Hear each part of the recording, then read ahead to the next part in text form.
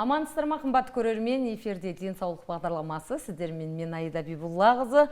Қымбатты көрермен, біздің студиямызға келген қонақпен таныс болыңыздар. Шымкент қаласының денсаулық сақтау басқармасының ЖИТС-тің алдын алу және оған қарсы күрес жөніндегі орталығының бас дәрігерінің орынбасары Маширов Қожахмет Намазбайұлы бізде қонақтаға. Қош келдіңіз дейміз.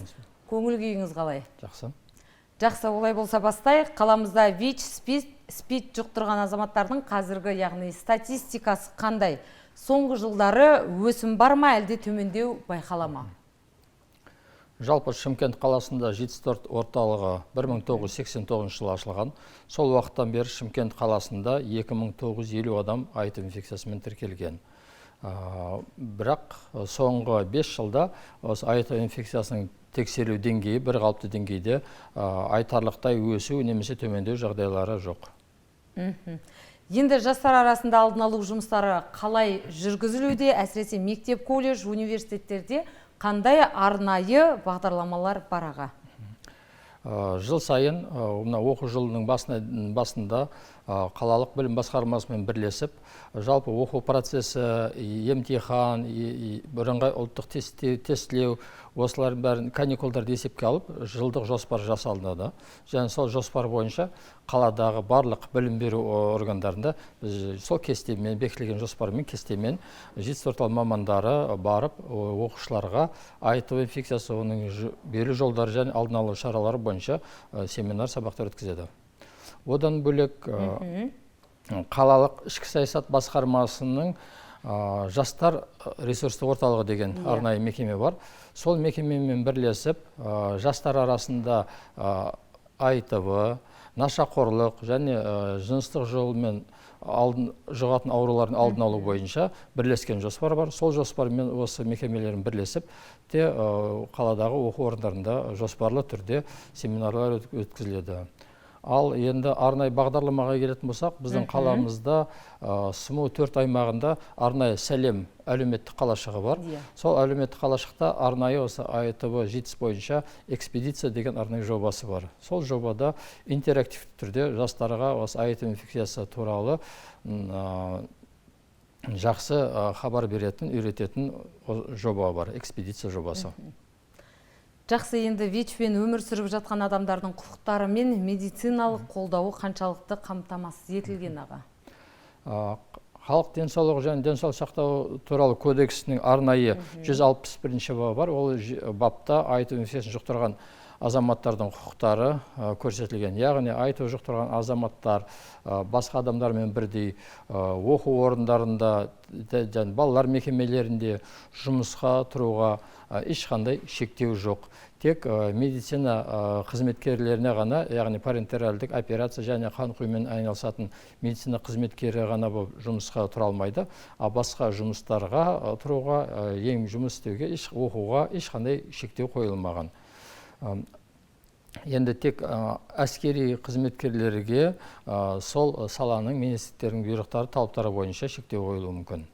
Яғни тең құқылы деп айтуға болады. Ал жәндегі медициналық қолдау Шымкент қаласы бүкіл Қазақстан Республикасында АИДС инфекциясын диагностикалау, емдеу, алдын алу шаралары медициналық көмектің тегін кепілді көлемі пакетінде жүргізіледі. Яғни кез келген адам ол сақтандырылған ба, сақтандырылмаған ба, оған қарамай барлығы тегін көмек алуға құқылы. Жақсы. Енді соңғы жылдары орталыққа қандай жаңа медициналық құрал жабдықтар немесе диагностикалық әдістер енгізілді аға? Енді жалпы халыққа, соның ішінде медицина қызметкерлеріне де кең тараған әдістердің бірі ИФА, иммуноферменттік талдау әдісі. Бұрынғы жылдары осы АИДС инфекциясын диагностикауда осы ИФА әдісі қолданылатын. Қазіргі уақытта осының заманауи иммунохемиолюминесценттік ИХЛА әдісі қолданады. Бұл әдістің сезімталдығы өте жоғары. Біріншіден. Екіншіден, бұрынғы кездерде біз үшінші ұрпақтағы тест жүйелерді қолданатын болсақ, яғни адам ағзасындағы вирусқа қарсы пайда болған антиденелерді анықтайтын болсақ, Қазір 4-ші ұрпақтағы тесттер қолданылады. Ол адам ағзасындағы қандағы тек антиденелер ғана емес, вирустың P24 антигенінде анықтайды. Соның нәтижесінде осы вирустың диагностикасында серонегативті кезең алдыңғы уақыттарда 3 ай болатын болса, яғни жұқтырған адамда тек 3 айдан кейін анықтай алатын болсақ, қазір сол мерзім 2 аптаға дейін қысқарды. Яғни жұқтырғаннан кейін 2 аптадан кейін біз АИТВ инфекциясын анықтай аламыз. Және жалпы қоғамға, азаматтарға ешқандай зертханаға, медицина мекемесіне бармай, өздері үй жағдайында өзін-өзі тестілеу әдістері енгізілуде.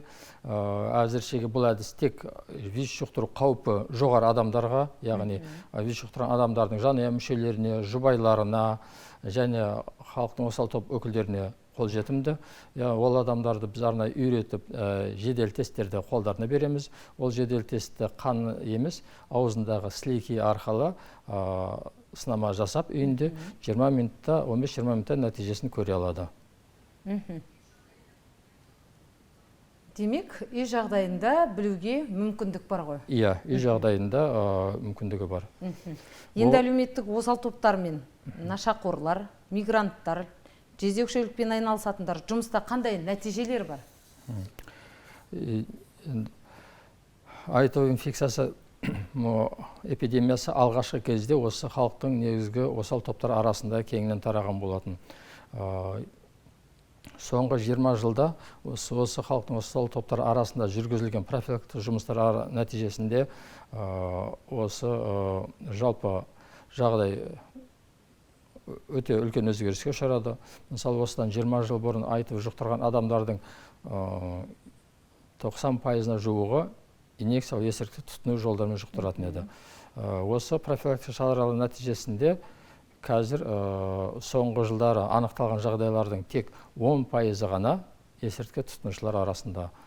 Қалған 90% негізгі бөлігі ол халықтың осал топтары емес. АИТВ инфекциясы негізгі берілу жолы жыныстық қатынас болғандықтан, жыныстық қатынасқа түсетін жастағы азаматтар арасында өте көп тіркелуде. Енді Шымкентте ВИЧ жұқтырған жасөспірімдердің көбеюі жайында айтылып жүр. Бұл қаншалықты рас және себептері неде аға? Атап айтқанда, нақты жасөспірімдерге тоқталатын болсақ, соңғы 4 жыл ішінде олардың арасында тіркелу жағдайларында өсу байқалмаған. Егер салыстырмалы түрде айтатын болсақ, өткен жылдың 8 айында 5 жасөспірімде жеке анықталса, осы жылдың 8 айында 2 ғана. Сондықтан өсу деп ол айтуға жатпайды. Ал негізгі жастар арасындағы ВИЧ-ті жұқтыру жолдарының негізгі себептерінің бірі ол жыныстық қатынас. Және екінші жұқтыру жолы соңғы жылдары осы өкінішке орай біздің қаламызда және бүкіл мемлекетте де кездесіп жатқан бір жағдай бар. Ол жастардың негізгі адами табиғи қазақи тәрбиеден кетіп, әртүрлі әлеуметтік желілерден көріп, бір жынысты, яғни еркекпен жыныстық қатынасқа түсетін еркектер саны артуда. Соңғы жылдары осы жастардың арасында ВИЧ жұқтырғандардың негізгі бөлігі, яғни биылғы жылдың статистикасына келетін болсақ, әрбір 5-ші еркек, 21%, ерлер арасында 20% осы бір жынысты гомосексуалдық жыныстық қатынас арқылы жұқтыруда. Түсінікті. Енді ВИЧ-СПИД індетіне қатысты қоғамда әлі де стигма мен дискриминация бар. Орталық осы мәселені шешу үшін нақты қандай қадамдар жасап жатыр қазіргі кезде? Негізгі осы стигманың, дискриминациялық таңбалаудың, кемсітудің негізгі түбірі ол білместіктен. Яғни көпшілік жастарда, адамдарда ВИЧ жұқтырған адам ауру адам деп көзіне елестетеді. Мені ауа арқылы жұғып кетуі мүмкін деп оларды шектей бастайды. Біз жаңа айтып өткен оқу орындарында барлық түсіндіру жұмыстары кезінде ВИЧ-тің негізгі жұғу жолы ол жыныстық қатынас, біріншіден. Яғни қол алысқанда, сүйіскенде, бірге тамақтанғанда ВИЧ жұқпайды. Стигма мен таңбалаудың негізгі себептері ол білместіктен пайда болады. Яғни адамдар ВИЧтің қалай жұғатынын білмейді. Олар қорқып, қол алысқанда, бірге тамақ ішкенде, сөйлескенде жұғуы мүмкін деп, оларды шектеп аластай бастайды. Бұған күресу мақсатында біз барлық жастармен түсіндіру жұмыстарын жүргізген кезде ВИЧтің негізгі жұғу жолы жыныстық қатынас және анадан балаға қан арқылы екенін ескертеміз. Тұрмыстық қатынастарда жұқпайтынын ескертеміз және ВИЧ жұқтырған азаматтардың барлық тең құқығы барын ескертеміз. Қазіргі жастар арасында бұл жақсы нәтиже беріп жатыр. Сол жақсы нәтиженің бір көрінісі естеріңізде болса, осыдан 17 жыл бұрын Шымкент қаласында ВИЧ жұқтырған балалар болған еді.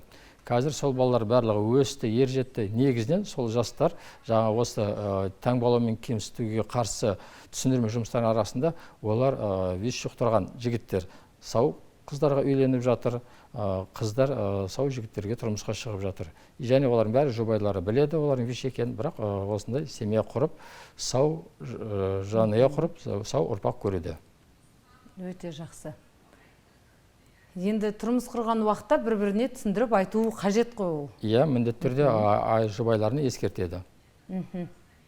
Иә. Енді өзіңіз жақсы білесіз, халық арасында ВИЧ пен СПИДтің яғни шатастырып алып жатады, айырмашылығын. Осыған жеке-жеке өзіңіз тоқталып өтсеңіз, ВИЧ не, жалпы СПИД не деген секілді. Адам иммун тапшылығы вирусын жұқтырған адамда вирус белгілері вирус жұқтырған уақытта емес, иммунитеті толық зақымдалып, иммунның жетіспеушілік пайда болған кезде ғана біліне бастайды. Яғни вирус жұқтырғаннан кейін адамда ауру белгілері 10-15 жылдан кейін ғана белгілі болады.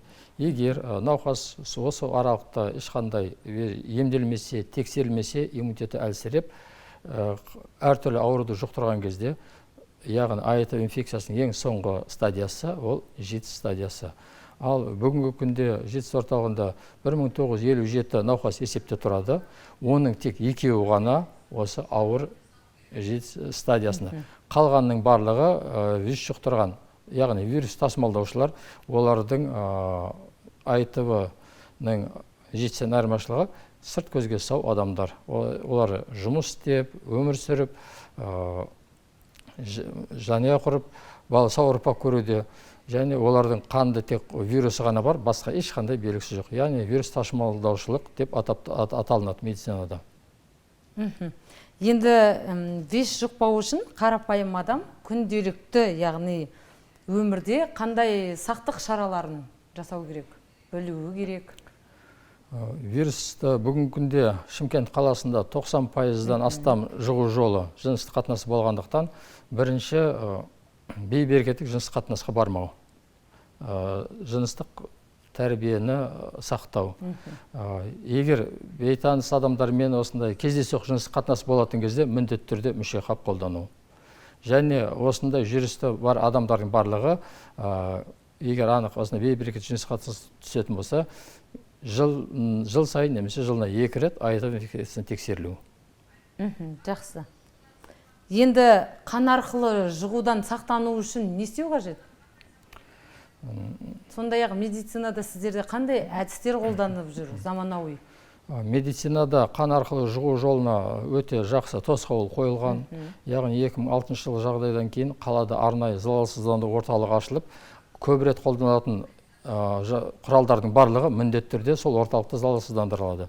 Және басқа уақыттарда бір реттік құралдар пайдаланады. Яғни ал қалалық қан орталығында кез келген донордың қаны міндетті түрде 6 айға карантинделіп, донор қан тапсырған кезде және ол қан медициналық ұйымға босатылатын кезде 2 рет тексеруден өтеді. Яғни медициналық жолмен жұғу жолына бүгінгі күнде толық жақсы тосқауыл қойылған.